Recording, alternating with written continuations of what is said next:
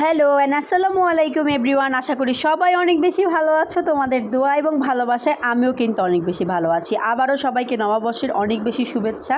নতুন বছর সবার অনেক বেশি ভালো কাটুক এই কামনাই করি। তো শুরু করছি আজকের ব্লগটি। আজকের পুরো ব্লগটি জুড়ে থাকবে আমরা নববর্ষে কী খেলাম, কোথায় গেলাম এই নিয়ে।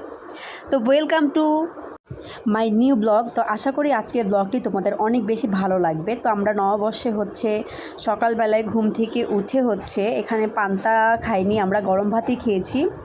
তো গরম ভাতের সাথে আলু ভর্তা ছিল, দেন এখানে ইলিশ মাছ ছিল। খেয়ে দিয়ে আমরা দুপুরের খাবারটাও সেরে ফেলি, কারণ আজকে আমরা একটু বাইরে যাব। আমার এখনও মনে আছে, এখন থেকে মিনিমাম 10 থেকে 15 বছর আগে, 15 বছর তো হবেই, আমি আমার বাবার সাথে শাড়ি পরে রমনায় গিয়েছিলাম। সেই স্মৃতিগুলো আমি আজও ভুলতে পারি না। সময় কত তাড়াতাড়ি চলে যায়, তাই না? মানুষের জীবন থেকে সময় যেমন অনেক মূল্যবান একটি সম্পদ, ঠিক তেমনিভাবে সময় খুব দ্রুতই চলে যায়।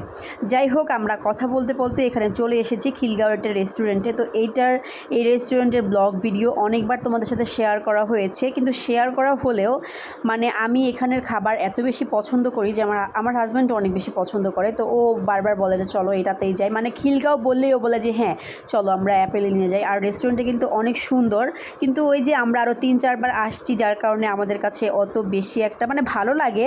বাট এবার যে দেখলাম ওদের খাবারের কোয়ালিটি একদম খারাপ করে ফেলছে। আর অনেক টাইপের খাবার নাকি ওদের নাই, যেগুলো আর কি আমরা পছন্দ করি, বেসিক্যালি এগুলো নাকি নাই। তো যাই হোক, আমরা এই ভিডিওটা যদি তারা দেখে থাকে, অ্যাপেলিনের কর্মীরা বা মালিক যদি দেখে থাকে, ওনাররা, তো আমি বলবো অবশ্যই খাবারের কোয়ালিটি ভাই একটু ঠিক করেন। আপনারা আগে অনেক ভালো ছিলেন, যার কারণে 3-4 বার আপনাদের রেস্টুরেন্টে গেছি আমরা। এখন যদি খাবার কোয়ালিটি খারাপ করে ফেলেন তাহলে কিন্তু কেউই যাবে না। তো যাই হোক, এখানে মিররে একটু পিকচার ক্লিক করতেছিলাম, দেন একটা ভিডিও করতেছিলাম। আর নিজেকে একদম নতুন বউ লাগতেছে, কজ রেড ড্রেস পরছি। আর রেড ড্রেস পরলে প্রত্যেকটা মেয়েকেই অনেক বেশি সুন্দর লাগে, যদিও এটা আমার ঈদের মেইন ড্রেস ছিল। তো ভাবলাম যে আজকে নববর্ষে পরে ফেলি। আসলে শাড়ি পরতে একদমই ভালো লাগতেছিল না। আমি বেসিক্যালি শাড়ি পরতে অনেক পছন্দ করি, বাট সেই দিন না একদমই ভালো লাগতেছিল না। তো এখানে আমরা দুইটা খাবার অর্ডার করছিলাম, একটা সেট মেনু আর একটা মিট বল, মিট বক্স যেটাকে বলে। দুইটাই মজা ছিল মোটামুটি, বাট কোয়ালিটি এর আগে যখন খাইছি অনেক বেশি ভালো ছিল।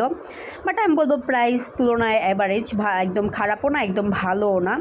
তো যাই হোক, ওইখান থেকে আমরা একটু মার্কেটে গিয়েছিলাম, তালতলা মার্কেট। দেন এখান থেকে কিছু সানগ্লাস কিনেছি আমার জন্য একটা, আমার হাজব্যান্ডের জন্য একটা, দেন একটা ক্যাপ কিনেছি, কারণ সামনে আমরা ট্যুরে যাব। সবাই আমাদের জন্য অনেক বেশি দোয়া করবে যাতে সেফ মতো যেয়ে আবার আসতে পারি। তো যাই হোক, এখানে তার পরের দিনের ক্লিপস। পরের দিন আমার শাশুড়ি মুরগি রাখতেছিল, কারণ সামনে আমার ছেলের বার্থডে। তো দেখো আমার ছেলে এখানে কি করতেছে। তো যাই হোক, সবাই আমাদের জন্য দোয়া করবে।